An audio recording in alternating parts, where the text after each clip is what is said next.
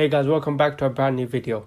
I just want to make a sit down video and talk about Arsenal's remaining games of the season, just react to it and what I think and what I feel may happen to Arsenal. But yeah, man, after 24 hours, I feel like I have calmed down and I feel like it's now I'm in a better position to speak about Arsenal, because last time was just an emotional roller coaster and I was just so emotional. I just didn't even think about what was I speaking about, what I was talking about.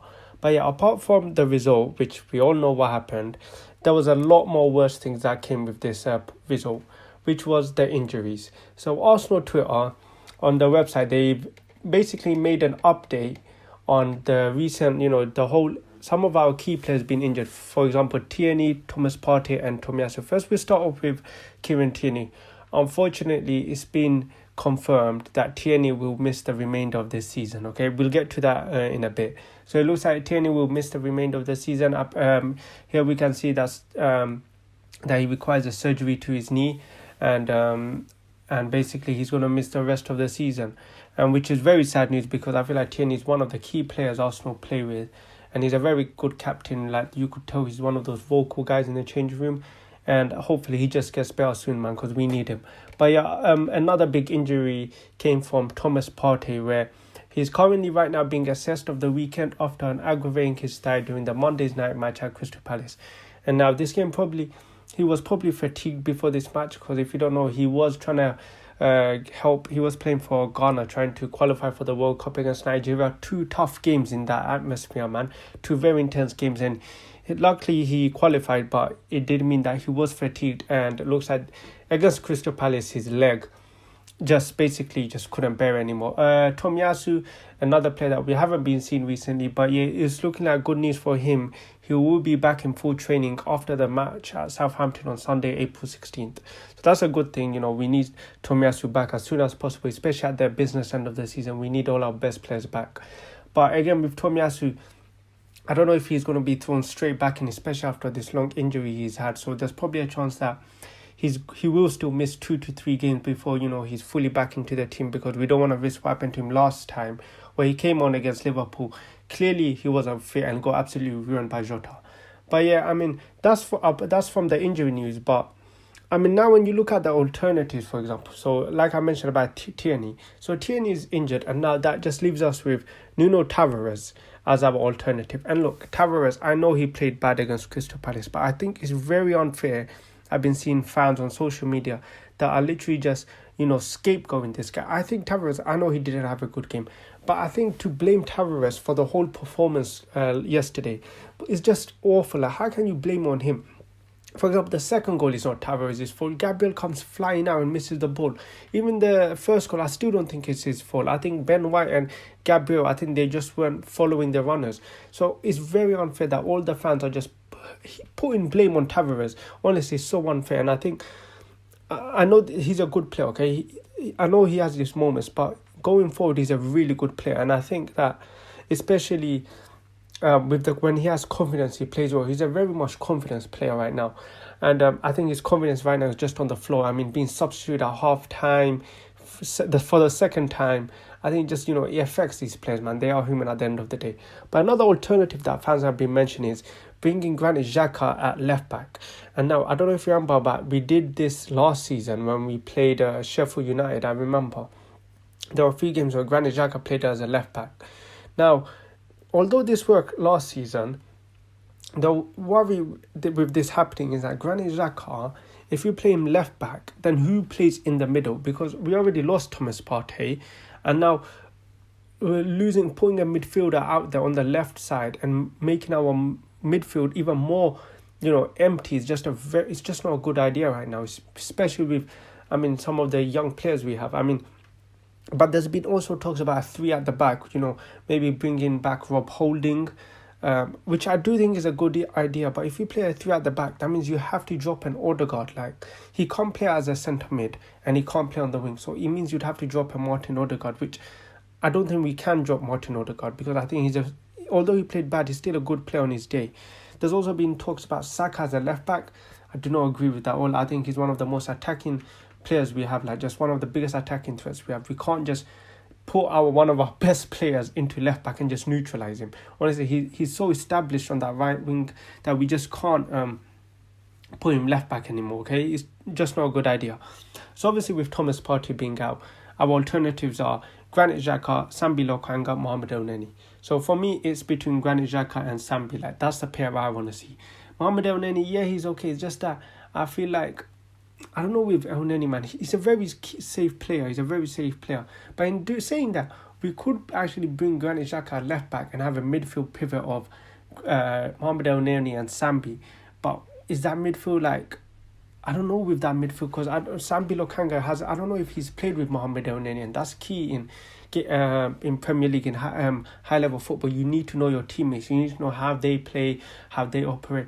And I don't know if these two have played together, but all I do know is Sambi is going to be a key player, and he needs to step up, because with Thomas Partey injured, everyone's going to be, all the pressure will be on Sambi, and he needs to step up, because although he has had some bad games recently, but in saying so, the cameo against Crystal Palace, he came on, he looked really good, and we need him to carry on playing like that, because it's key if we want to get into the top four. So hopefully Sambi comes in and performs. I'm excited to see Sambi play. There's also been talks about, well, not talks, but I'm hoping to see Nicolas Pepe back in. I mean, with Lacazette just absolutely useless up front here, we need something to change. He's just not mobile enough, and he's just not a threat.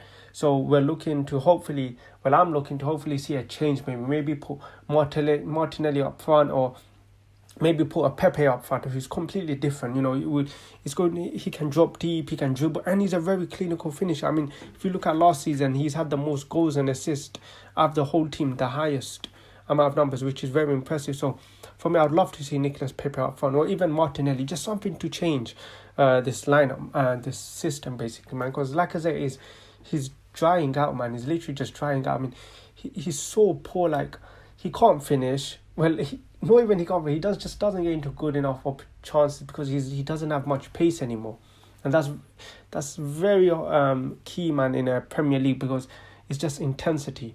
But yeah, for the next part of the video, I just wanted to look through the fixtures of Arsenal's games and potentially compare it to Tottenham's. So the next game we have is against Brighton.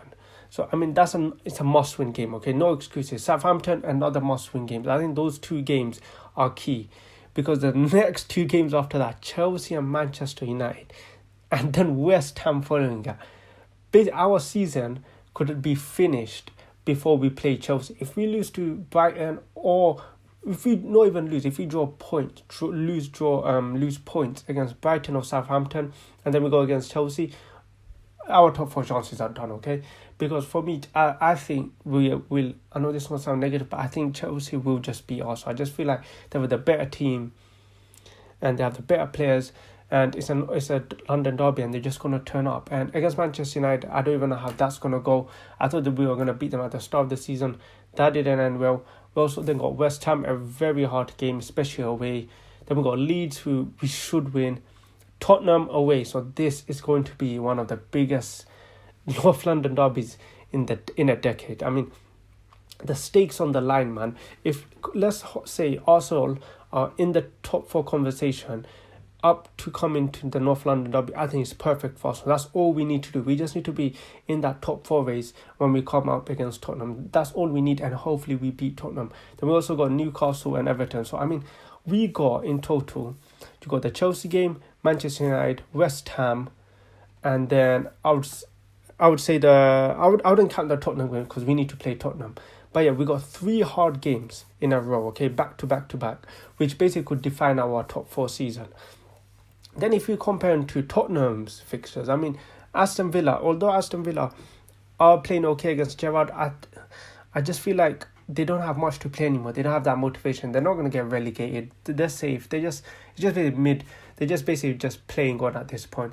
Brighton, I remember Tottenham beat them at the start of this during the season. Brentford, another team. See, Brentford could actually be a hard game, because if they're trying to stay up, not avoid relegation, this could be a hard game. But still, I think this is another Tottenham win. I mean, just if you look at the fixtures, you see Liverpool and Arsenal, maybe Leicester, maybe. But okay, one confirmed L. They have one confirmed L, which is against Liverpool.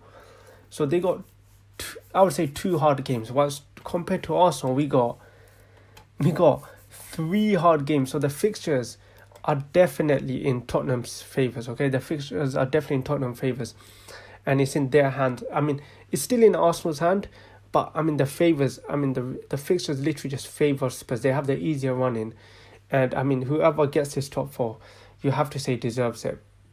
And if Arsenal get in, we definitely deserve it because of the hard run we came. But for me, man, all Arsenal needs to do is just take a game by game, man. We just can't afford to lose points anymore. I mean, that Crystal Palace win was such a important game that we had to win, because now all it's done is just put more pressure on us to get a win against Spurs, United or West Ham. If, say, we lost to Chelsea but we beat Crystal Palace, at least we would have had a bit of a cushion, the 3-point cushion. But now, because we've lost against Crystal Palace, we've lost that 3-point cushion. And now there's a chance that we could go even further back if we lose to Chelsea or United. So that's why I was so frustrated with that loss, because we lost our cushion, man. That's what we needed. Because I know we're going to still drop points. And with Spurs, man, I don't know, with Conte, they just look different. Kane and Son firing, Kulusevski coming in. I mean, they look dangerous, man. They beat Newcastle the other day 5-1. 5 different scorers, you know. They're looking really good. Arsenal's team that's struggling to score goals, whilst Tottenham are the opposite. 5 different scorers, Kane and Son. Absolutely just world class. It's looking like our decision not to buy in January has just cost us this season, man. Especially if we don't get enough goals, and we got rid of Aubameyang to keep Lacazette and Nketiah, it's just not going to be a good thing, is it? Especially considering goal scoring is our biggest weakness. But yeah, man, that's the end of today's video. Let me know in the comments what you feel about Arsenal's top 4 chances. Are you still confident Arsenal can get top 4? How are you feeling towards Arsenal's remaining fixtures? Do you think Tottenham can bottle it, or do you still think it's in Arsenal's hand? Let me know in the comments, and I'll catch you guys next time.